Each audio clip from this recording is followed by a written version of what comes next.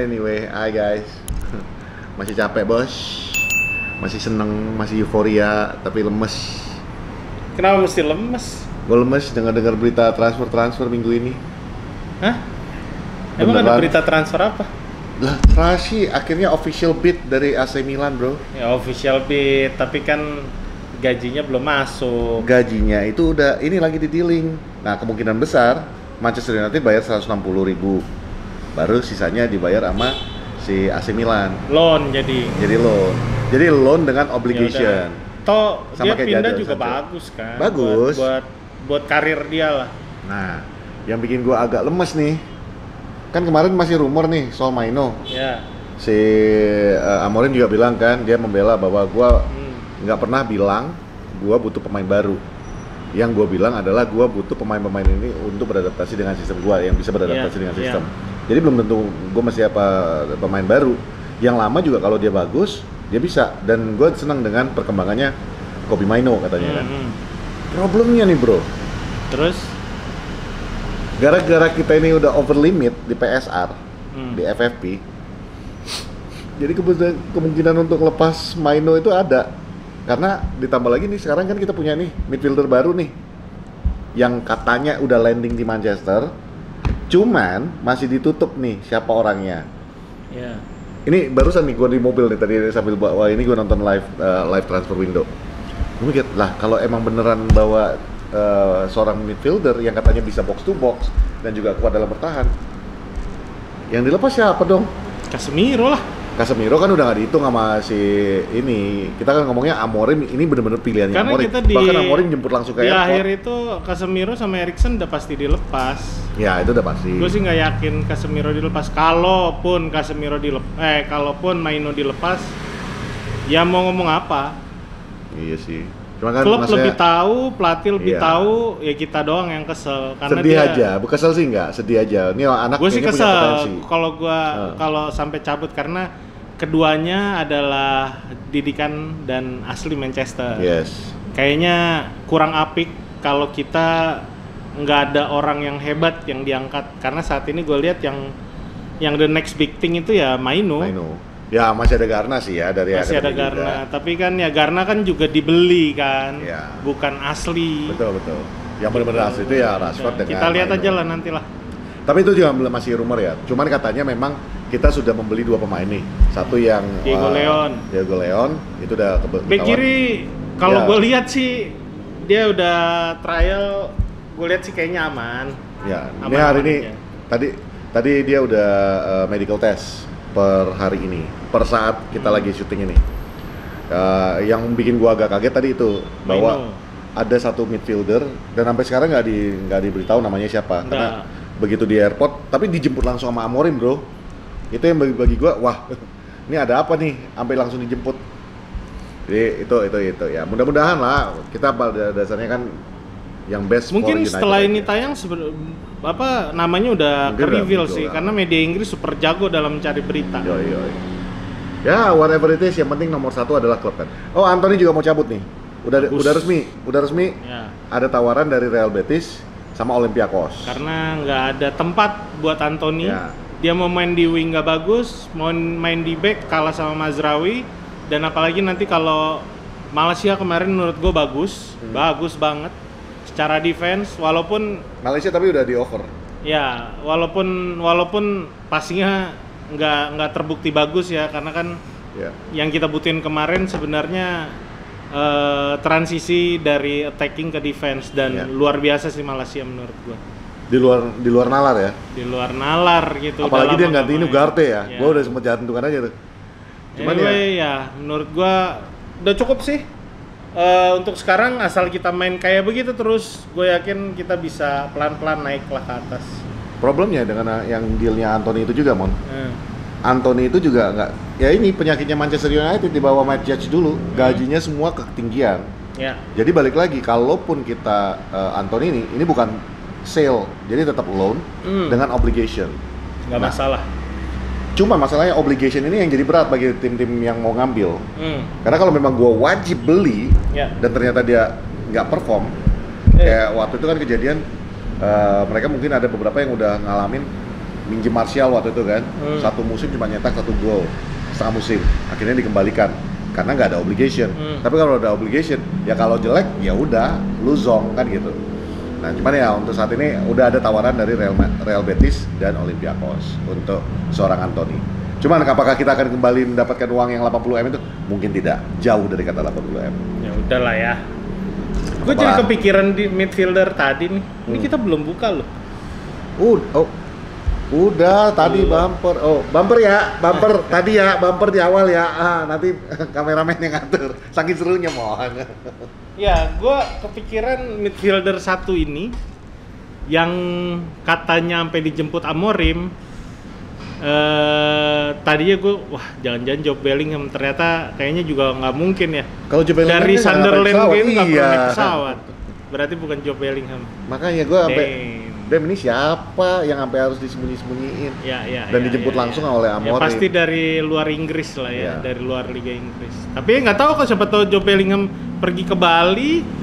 Atau mungkin jadi dia baru dari Spanyol kan, baru ketemu sama Jude kan? Iya, kangen-kangenan di Spanyol balik ke Inggris. Arab.com.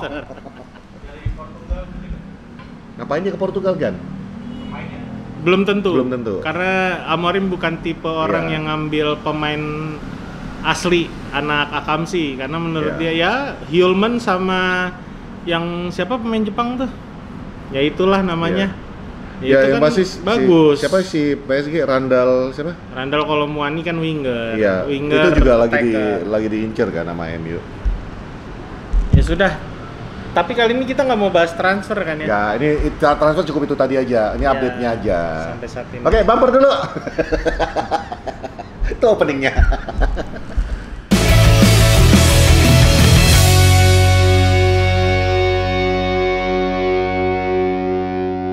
Kembali lagi di Porosalam bersama saya Patrick dan dia Raymond Paraeng.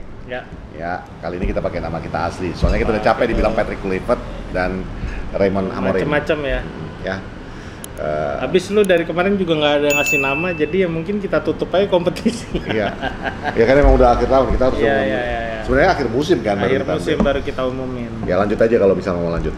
Cuman kita buka kali ini walaupun telat, katanya ada prinsip better late than never. Yos. Dan kita memang bukan tipikal yang riding the wave. Orang lagi ini oke, semuanya bikin konten tentang Arsenal. Kita justru santai. Kita senang makan ikan teri. Ngapain sih? Kan gue udah bilang dari kemarin, Arsenal is a small club, nggak usah dibahas. Tapi Mon, di komen itu Mon, kesel ya. Kameramen Arsenal kesel. Enggak Mon, tapi di komen-komen pada minta. Bahkan sampai ke Twitter sekarang. Apa? Tolong ya Bang Raymond Paraeng, trennya dilanjutkan. Apa tuh? Jangan pernah mengatakan tim kita akan menang gampang. Mendingan Bang Emon terus menyatakan tim kita kalah. Oh, kita ntar lawan Southampton pasti dibantai. Bantai kita. Dibantai kita 6-0 sama Southampton. Kita dibantai sama Southampton nanti. Hari apa sih? Hari Jumat ya? Hari Jumat ya? Iya. Oh iya. Hari Jumat, terus kita lawan Brighton di hari Minggu jam 9. Kemungkinan kita akan nobar lagi. Dibantai juga nggak? Dibantai juga. Pokoknya sampai Rangers lah. Rangers dibantai 10-0, nggak apa-apa. 10-0. Aneh banget nih review begini, anjing. Tapi it works man, it works.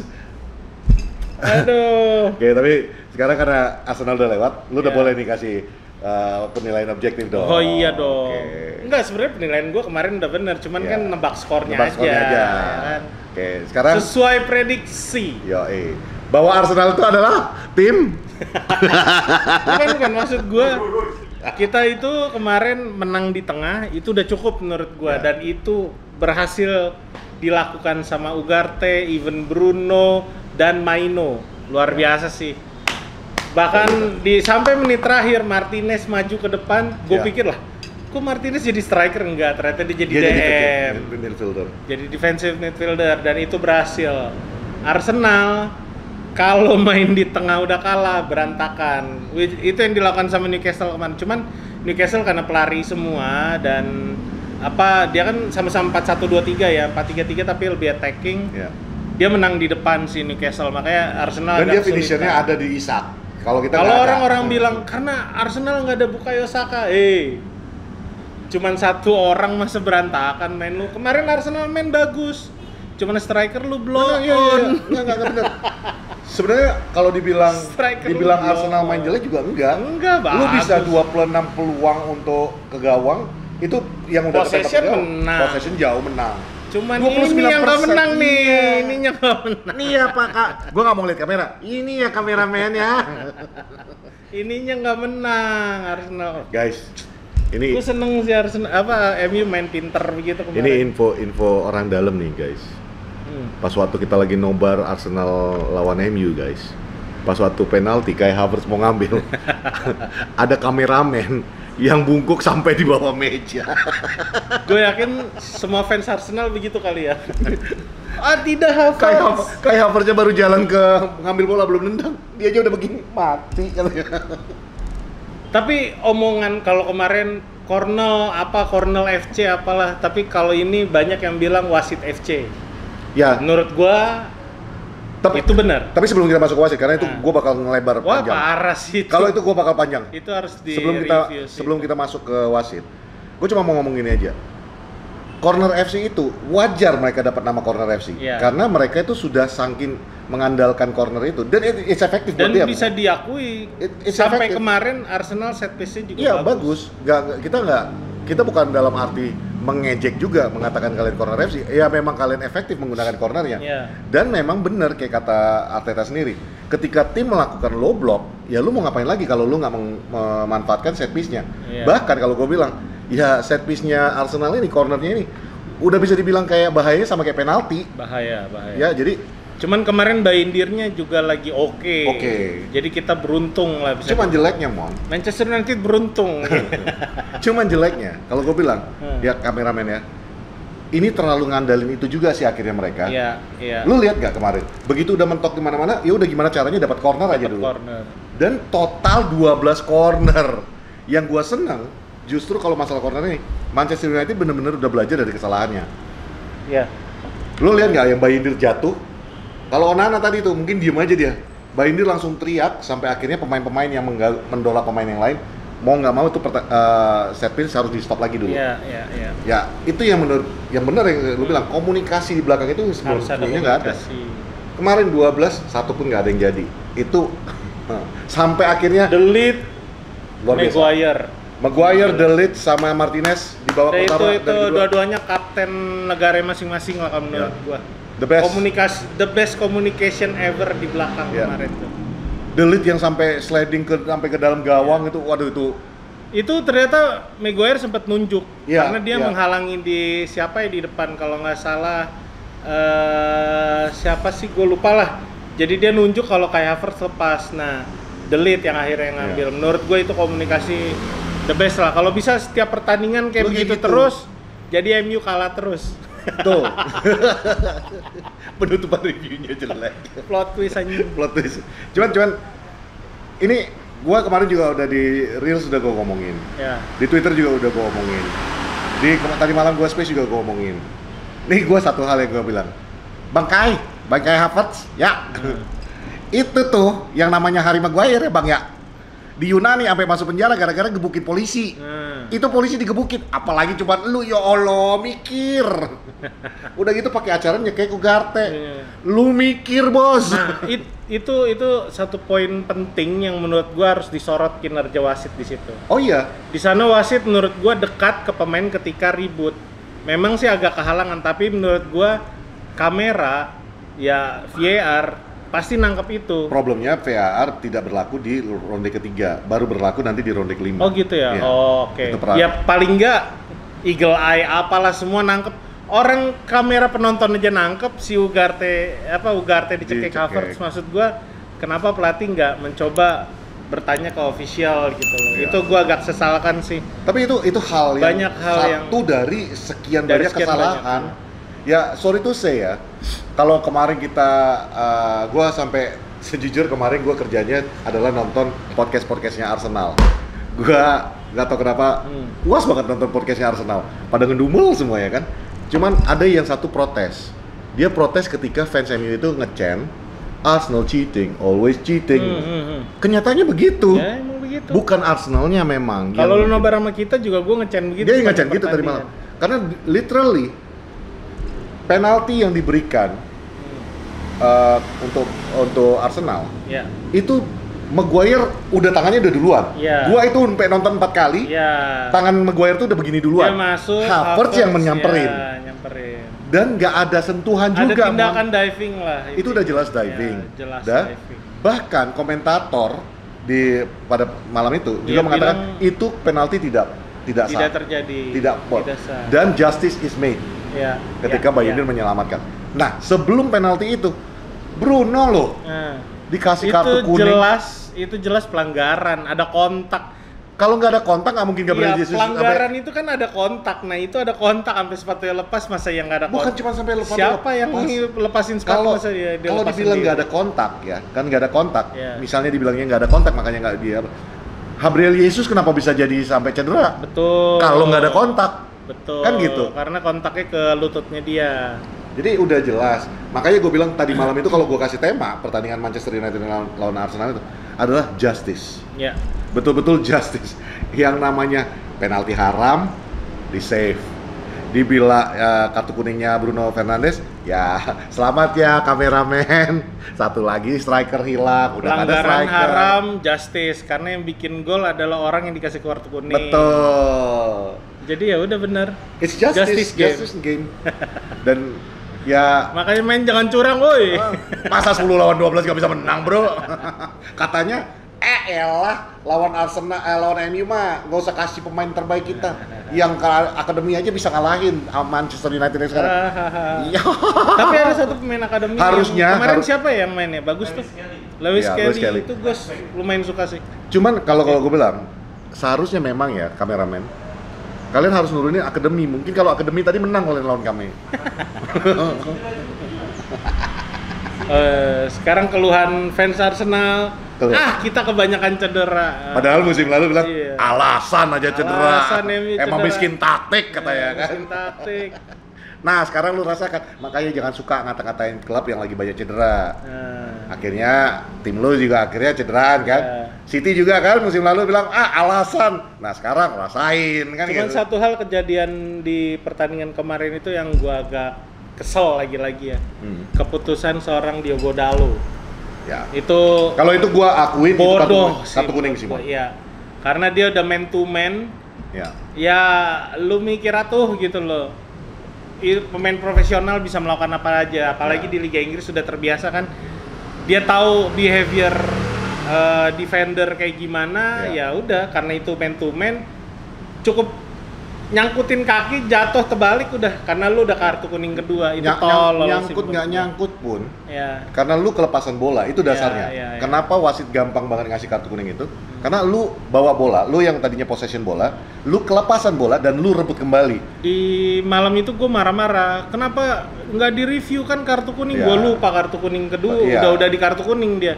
Jadi wah tolol juga keputusannya menurut gue. Yang dilakukan Dalot itu konyol sekonyol-konyolnya karena lu sebagai pemain profesional lu seharusnya tahu itu terlalu banyak riskannya lu ambil kayak gitu. Ya worst case scenario mereka bisa counter attack kebobolan katakan ya. Tapi at least we still have 11 lawan 11. Cuman problemnya 11 lawan 12 maaf buat alat. Cuman ya dengan keadaan yang kemarin ya akhirnya mungkin memang disengaja untuk bikin dramatis mon. Biar fans MU kayak kita ini, supporter MU ini bisa bilang, "Caelah 10 lawan 12 aja nggak bisa menang, bos." Ini MU, bos. Senggol dong. Lama banget ya, omongan itu tuh lawas banget omongan kayak gitu. Lawas kayak orang. Kameramen Arsenal nyoba-nyoba. Ya udah, gua acungin jempol kalau lo mau ngelihat kepintaran seorang Amorim ya kemarin ketika di game lawan Arsenal. Lo tonton aja ulang-ulang apa yang dilakukan dia ketika kita jadi berkurang satu pemain, defensif diperketat, counter attack-nya juga luar biasa. Menurut gua itu yang harus dilakukan pelatih. Itu yang nggak bisa dilakukan banyak pelatih. Gitu. Gua yang kalau pelatih pinter dong yang bisa kayak gitu. Pas waktu Diogo Dalot keluar, itu langsung berubah jadi 4-1-1-1. 4-2-1-1. Itu gua bilang Ya. Gila ya, jenius nih orang. Bisa secepat itu. Dan dia serangan bermain. kita juga tetap membahayakan gitu loh. Karena Arteta, gue nggak tahu ya, kalau gue baru sadar karena kameramen Arsenal kemarin anjir miskin taktik, ternyata bener. Dia bertahan dengan taktik yang sama sampai akhir pertandingan, nyerang dan main terbuka, bagus, fair, keren Coba, sih Arteta. gue pengen tapi tanya, blow on, gitu. kameramen Arsenal kan udah hampir semusim nih sama kita nih ya. Dan dia harusnya udah tahu dong prinsipalnya Pro Arsenal itu akan support manajer kan. Iya. Jadi gue mau tanya, Arteta stay atau Arteta out? Gua sih out ya. Kalau dia out. Kalau kami Arteta stay, bos. Tapi justru itu yang gue takutin gitu loh. Battle the League 2 kali. Iya. Iya, Battle the League 2 kali. Ini bakal ketiga kali nggak? Ini enggak title contender. Sekarang udah nggak mau ngakuin title contender lagi.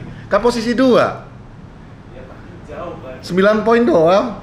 Tapi sebenarnya gue berharap Arteta tetap bertahan karena gue takut kalau dia keluar gantinya bahaya.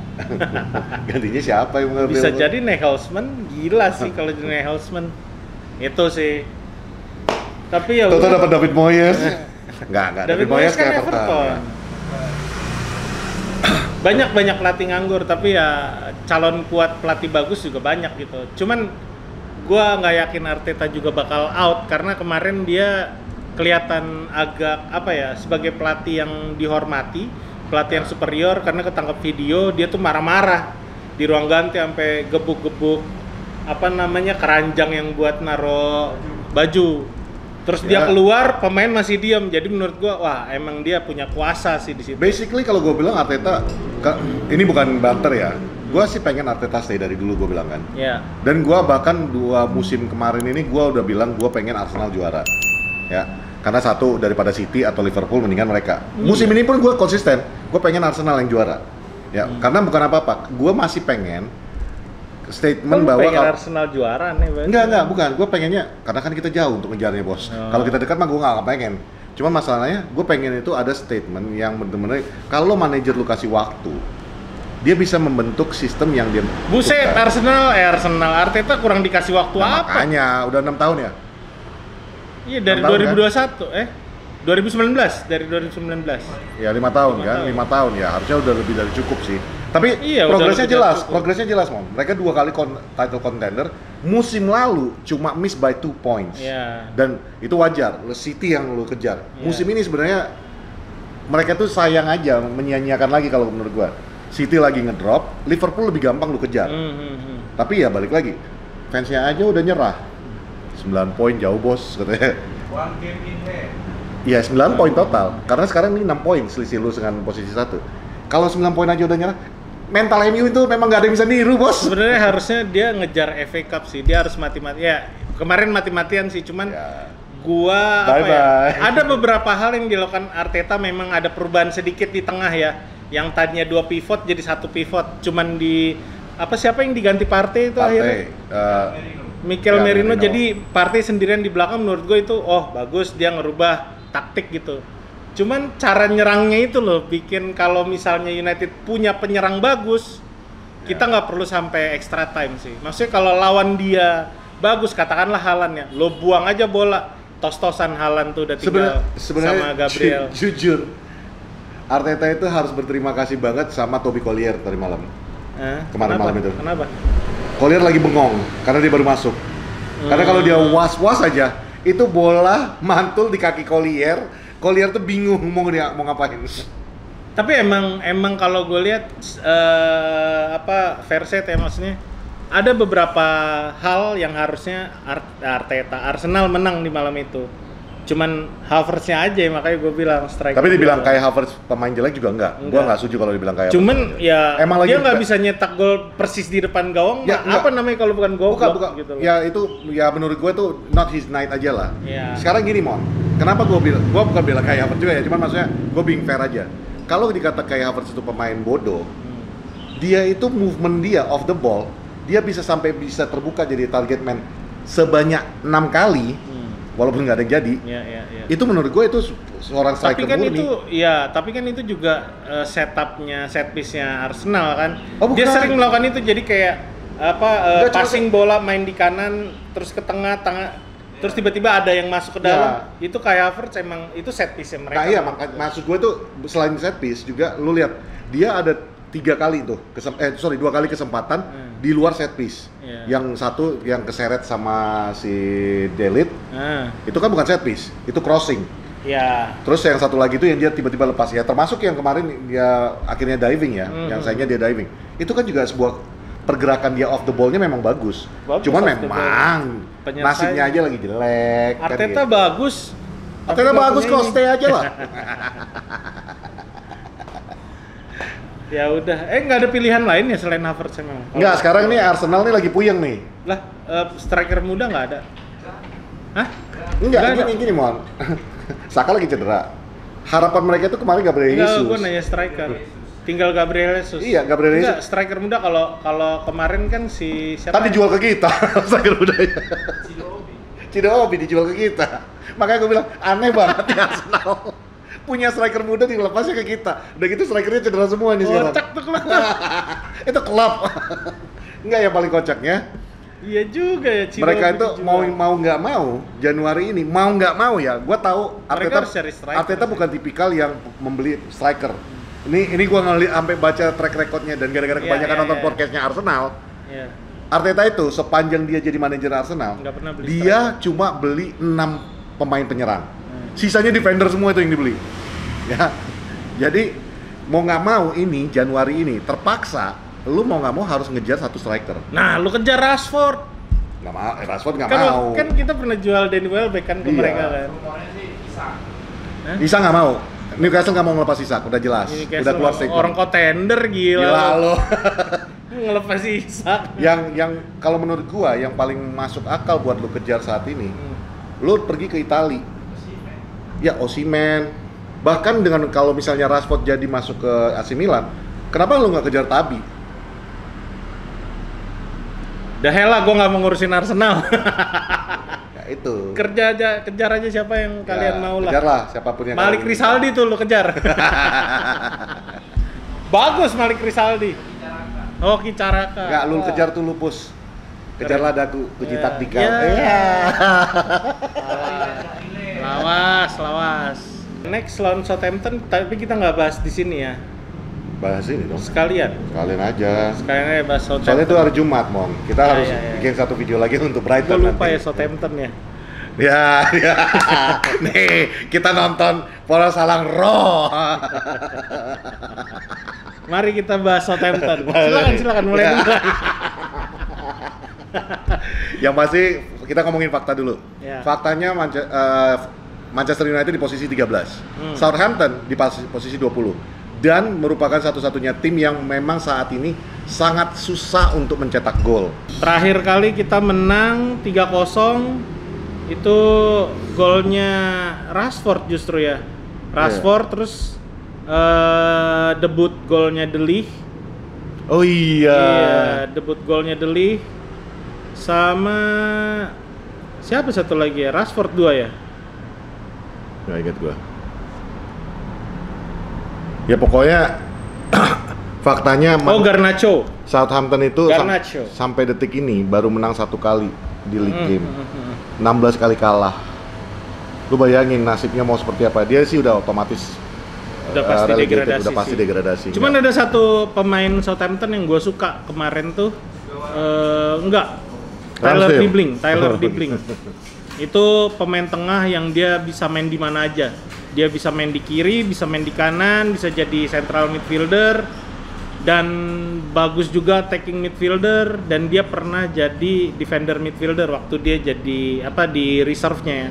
Yeah. Menurut gua itu pemain yang bagus tapi di klub yang salah gitu. Jadi ya kenapa enggak kita ambil dia ya. Ini pelatih Southampton Ivan Juric. Kurang bagus juga sih.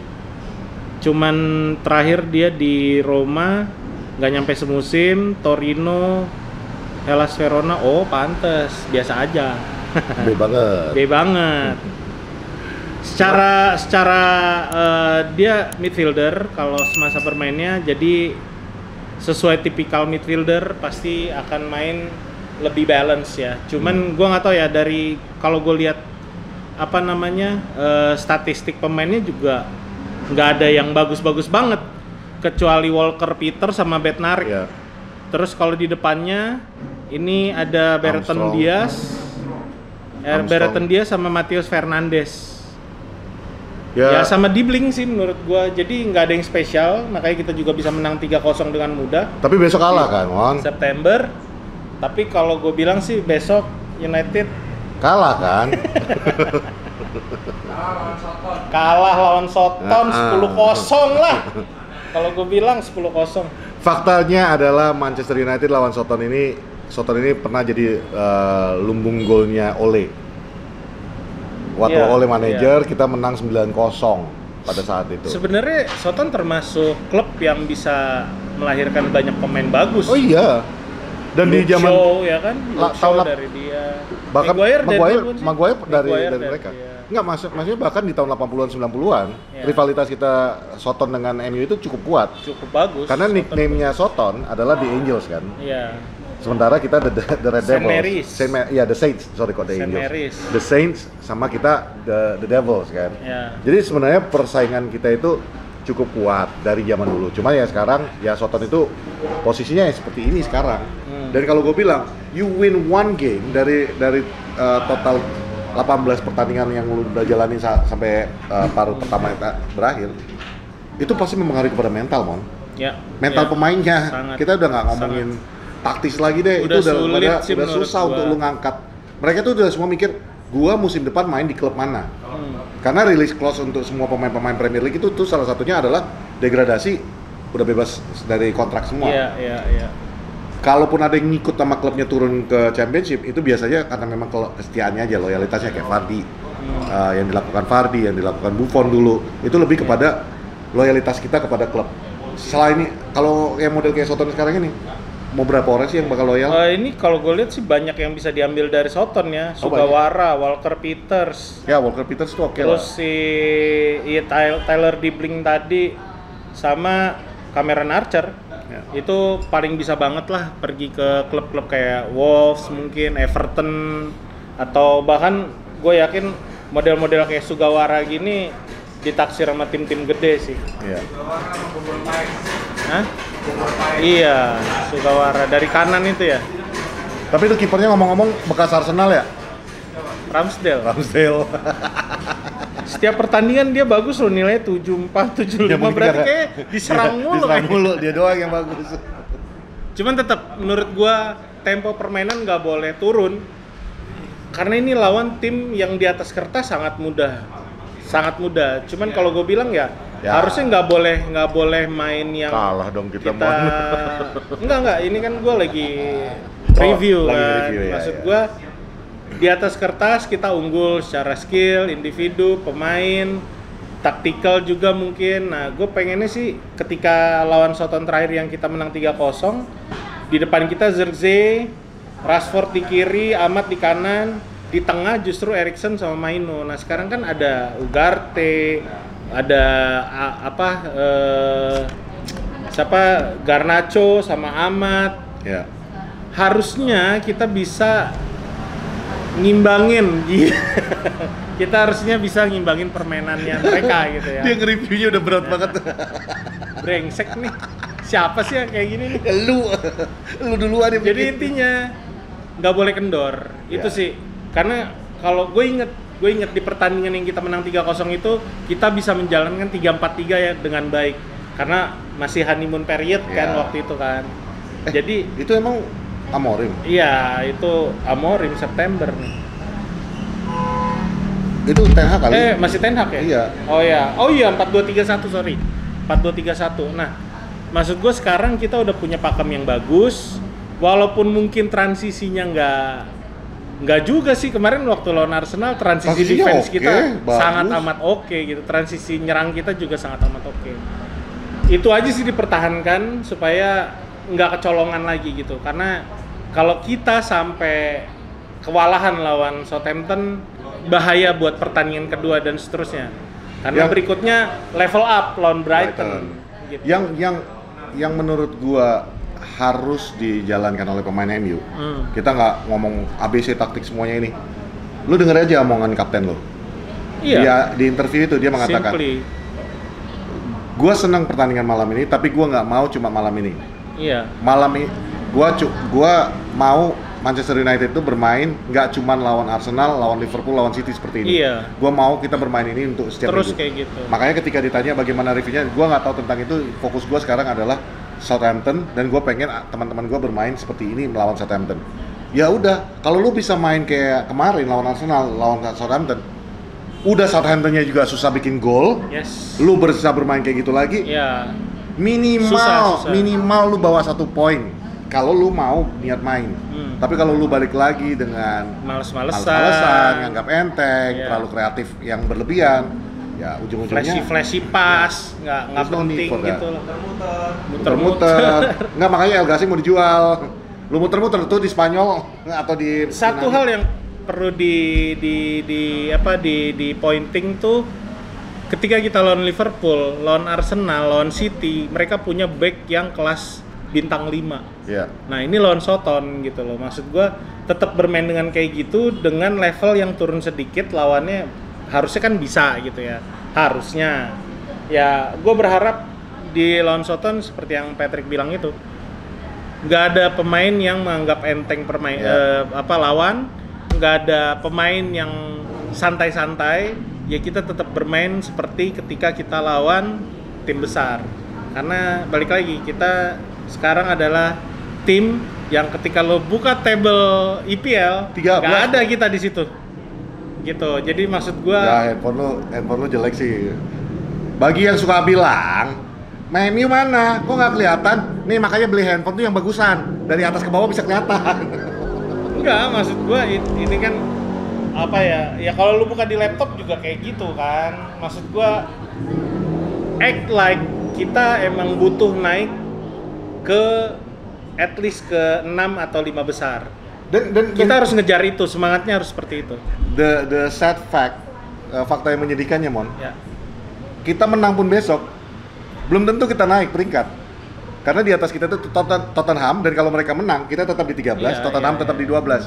Iya. Kalaupun Tottenham kalah, kita naiknya cuma di 12. Tapi paling enggak harus menang gitu loh. Maksud gua, daripada lu seri atau kalah kan makin susah lagi gitu ke atasnya. Karena walaupun gue yakin di musim ini nggak ditarget apa-apa sama manajemen. Tapi musim depan kan pasti akan direview nih pemain-pemain mana yang mainnya nggak sesuai harapan Amorim, udah pasti di-cut. Ya kehilangan deh lo gaji besar gitu loh. Jadi ya harus bermain seperti layaknya lo tuh mau menangin trofi. Lu wajib dalam 2 pertandingan berikut ini, baik itu Southampton maupun Brighton besok, lu wajib ngambil 6 poin. Kalau lu mau ngerangkak ke 10. Ya. It's a simple fact aja. Dan ini kesempatan banget. Karena ini, ya kita bukan menganggap remeh Southampton ya. Cuman dasarnya mereka baru menang 1 pertandingan. Dari total 18 pertandingan yang mereka udah jalanin. Jadi, if you can't beat this team, then maybe you are worthy of relegation. Karena ya... Oh, mereka tuh kemarin pertandingan FA Cup justru menang 3-0 lawan Swansea. Ya modal yang cukup menurut gua. Ya. Modal yang cukup buat lawan United yang di peringkat belum terlalu jauh dari mereka gitu loh. 13. Tapi gue yakin nih melihat tren kita lawan City, Liverpool, dan kemarin Arsenal. Kayaknya pemain-pemain udah mulai paham yang diinginin. Ya, jadi setuju. mudah-mudahan ya Mon ya. Kalau gua sih prediksi 3 poin. Kalau lu? Ya. Kalah kita 5-0. Oke. Mungkin itu aja. Gua ntar lu. Sebelum berakhir, gua mau bahas dikit undian FA Cup berikutnya. Lucu. Itu gue bilang.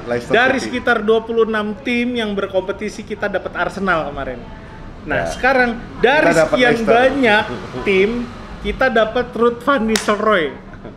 Sementara City dapatnya North County apalah gitu. Enggak dari North Division North gitu lagi. Maksud gua, lu kalau mau nyari duit jangan kelihatan banget lah. Ya, gila. Dan Eva Pegomel, lu comel banget serius gua. Gak ada gunanya bagi kita lu minta maaf setelah pertandingan, ya. Yang ada lu benerin wasit lu. Udah itu aja. Oke. Itu aja. Gua Patrick. Dan gua Raymond. Kami para salak yang senang berbahagia dan dia kameramen Arsenal. Bye.